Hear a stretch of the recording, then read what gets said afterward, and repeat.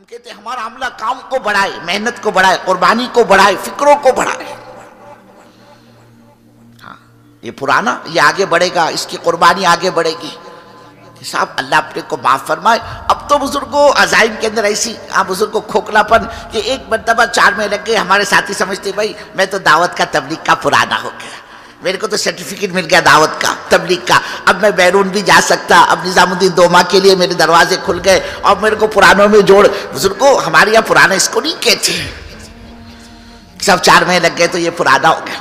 پرانا تو آدمی صفات کے اعتبار سے ہوتا ہے. جیسے صحابہ صفات کے اعتبار سے جانے جاتے تھے کہ صاحب یہ حنین میں بھی تھے، یہ تبوک میں تھے، یہ بدر میں تھے، یہ خندق میں تھے، یہ عذاب میں تھے، اللہ نے ان کی برکت سے آیتیں اتاری. وہ تو صفات کے اعتبار سے پہچانے جاتی تھی.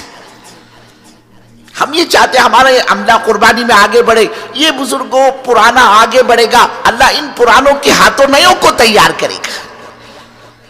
جس میں نیوں کی تربیت ہوگی پرانوں کی ترقی ہوگی. اور بزرگوں بڑوں کی بڑی باتیں اپنے کو تو کہتے ہوئے بھی ڈر لگتا ہے. ہمارے حضرت مولانا رحمۃ اللہ علیہ فرماتے تھے جب یہ پرانا جان بچائے گا، جی چھڑائے گا، اللہ نیوں کو آگے لائے گا، پرانوں کی ہو جائے گی چھٹی. اللہ میری تمہاری حفاظت فرمائے. اس لیے بزرگوں جان بچانے میں فائدہ نہیں، یہاں تو جان جھونکنے میں فائدہ ہے. کھچنا ہوا اس کو مت دیکھو، باقی پر نگاہ ڈالو گے تو پتہ چلے گا. اللہ کی قسم امت کی 5% بھی ابھی دین پر نہیں آئی، 95% بے دینی کی زندگی گزار رہی ہے.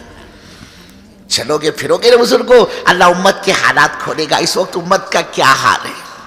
امت کا یہ حال ہے بزرگوں، یہ پاکی کے مسائل، ناپاکی کے مسائل اور یہ وضو اور غسل کے مسائل چھوڑیے. اللہ کی قسم امت کا یہ حال ہے، امت اپنے پیدا کرنے والے کو تک کا نہیں جانتی. پتہ نہیں بزرگوں کام نہیں ہوتا اس امت کا کیا حال بنتا. آج جتنے مدارس ہے، جتنے مکاتب ہے، جتنے مساجد ہے نا بزرگوں، جتنے شعبے آپ کو نظر آ رہے ہیں نا، اللہ کی قسم ان سب کی جان یہ دعوت کی محنت ہے. ہاں پہلے اپنے علاقے میں کہاں تھے بزرگوں مدرسے؟ علاقے کا یہ حال تھا، کوئی اپنے بچے کو مولوی بنانا پسند نہیں کرتا تھا. بزرگوں نے بولے ملا بن کے کیا کرے گا، یہ کھائے گا کیا، گھر والی کو کیا کھلائے گا، کوئی پسند نہیں کرتا تھا. بلکہ وہ بچہ بزرگوں جو کہیں نہیں کھپتا اس کو مدرسے میں کھپانے کا مزاج تھا کہ اس کو اچھی سے اچھی اسکول میں داخل کیا. لیکن کیا کرے، یہ پڑھتا ہی نہیں، آگے ہی نہیں بڑھتا. سال 2 سال 3 سال ایک ہی جماعت میں ایک ہی کلاس کے اندر اس کی ٹیچر، اس کا پرنسپل، اس کی بھی شکایت کر رہے تمہارا بچہ بہت مستی کرتا، پڑھتا نہیں، بالکل کن سے نہیں ہے، اس کو لے کر جاؤ بولے. گھر آئے اسکول سے تو اڑوس پڑوس کے بچوں کے جھگڑے لائے.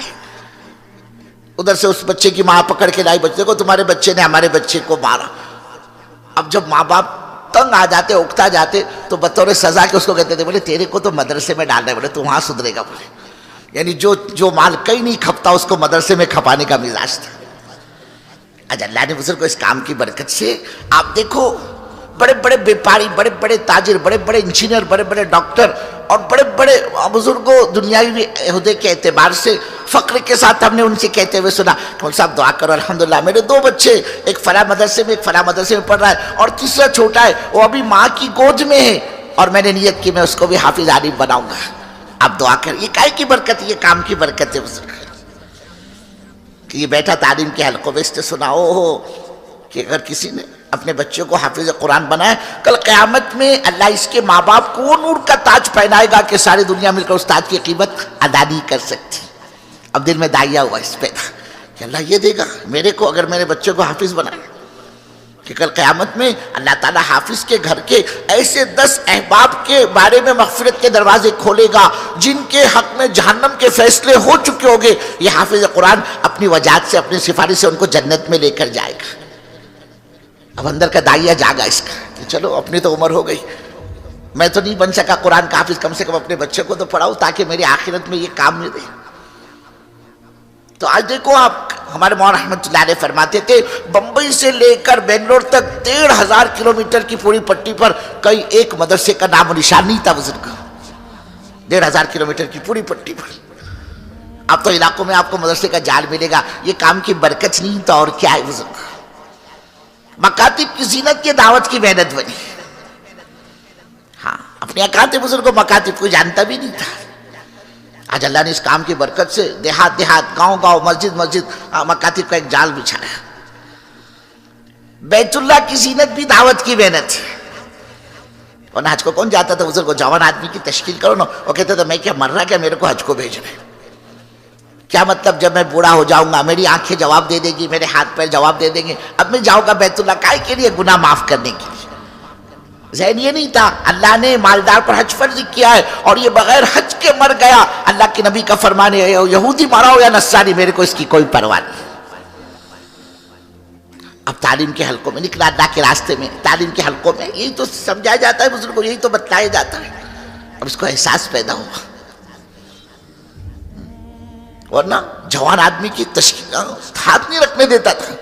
کائے کو بھیج دے بولے میرے کو، یعنی جب بوڑھا ہو جاؤں گا تب حج کے لیے. اور پھر جوانی میں تو نہیں جاتا، بڑے میاں کو بچے تیار کرتے، ابا جاؤ نا، بولے اب کیا رہ گیا، بولے جاؤ حج کر کے آؤ.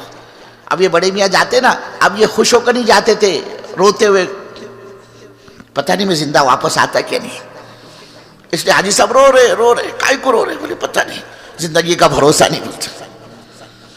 اور حج میں واقعی حج بزرگ کو اس زمانے کا کہ آدمی مکے سے پانی لے جاتا تھا، وہاں کوئی پانی بھی نہیں تھا، کوئی سائیدہ درخت نہیں، کوئی ٹرین نہیں تھی. اب تو ماشاءاللہ سارے ایئر کنڈیشن ٹرین لگ گئے مینا عرفات کے اندر. زمانے تو کئیوں کے جنازے اٹھ جاتے تھے بزرگ، گرمی. اللہ اکبر. اب تو اللہ نے حج کو آسان کر دیا. تو یہ اللہ کا بندہ بڑھاپے میں بھی خود سے نہیں جاتا، بچے بھیجتے ہیں تو روتے ہوئے جاتا تھا. اور بھیجنے والے بھی ذہن سے کہ ابا واپس آ جائے، بہت اچھی بات ہے. ورنہ یہ احرام کی چادر، یہ کفنی کی تو ایک شکل ہے، وہی دفن ہو جانا. آج اللہ نے اس کام کی برکت سے کئی جوانوں کو بزرگوں روتے ہوئے دیکھا کہ مولوی صاحب دعا کرو، 2 سال ہو گئے، 3 سال ہو گئے، میں حج کے لیے نمبر لگا رہا، میرا نمبر لگتا ہی نہیں. بولے پتہ نہیں اللہ نے مجھ بدقسمت کے مقدر میں حج لکھا یا نہیں. بولے یہ کام کی برکت بزرگوں. رمضان کا عمرہ کوئی نہیں جانتا تھا. فرائض کے لالے پڑے ہوئے بزرگوں، سنت و نوافل کا کیا پوچھنا. کوئی نہیں جانتا تھا رمضان میں عمرہ کیا ہوتا ہے. آج تو بیت اللہ پر ہجوم ہے بزرگوں، پیر رکھنے کی جگہ نہیں. اب تو برس کے 12 مہینے، سال کے 12 مہینے یہ حال، پیر رکھنے کی جگہ نہیں. یہ کام کی برکت نہیں تو اور کیا ہے بزرگوں. مسجدیں کیا حال تھا ہمارے یہاں. لوگ مسجدوں کے دروازوں پر بیٹھ کر تاش کھیلتے تھے. مسجدوں میں جانور باندھے جاتے تھے بزرگوں، جانوروں کی لید پڑی رہتی تھی مسجد میں. اللہ نے اس کام کی برکت سے کھنڈر مسجدوں کو آباد کیا. یہ برکت ہے دعوت کی. ہاں، جن کے زندگیوں میں لانے کا بہترین راستہ یہ دعوت ہے.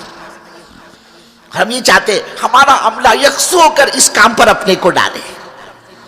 یہ کام یکسو ہی چاہتا ہے، یکسو ذہن پر دعوت کا کام کا غلبہ، کام کی فکر کہ اللہ علاقے میں کام کیسے آگے بڑھے، کہ ہمارے علاقے، ہماری بستیاں نمونہ بنے دعوت کے اعتبار سے، کام کے اعتبار سے، اعمال کے اعتبار سے.